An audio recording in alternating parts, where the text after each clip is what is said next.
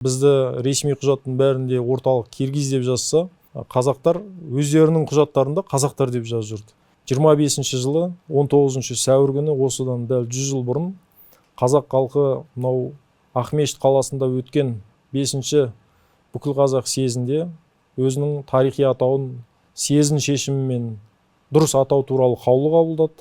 Сол съездің соңғы мәжілісінде Сұлтанбек Қожанов ұсыныс жасады. Бірінші ұсынысы дұрыс тарихи атауымызды қайтару, киргизді қазаққа ауыстыру туралы мәселе. Екінші мәселе Ақмешіт қаласын Қызылорда деп ауыстыру туралы мәселе.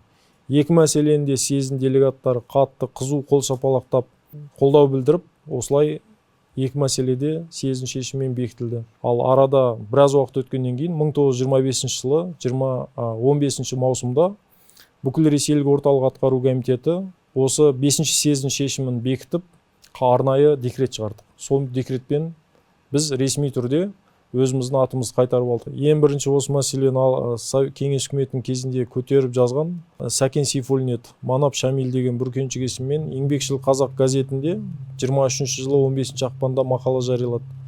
Қазақты қазақ дейік, қатені түзетейік деп. Осы Сәкен Сейфуллин мақаласынан көп ұзамай Міржақып Дулатовтың мақаласы Қызыл Қазақстан журналында 2 нөмірінде қатарынан басылды. Қазақ қырғыздың шығу тегі туралы деген үлкен мақала.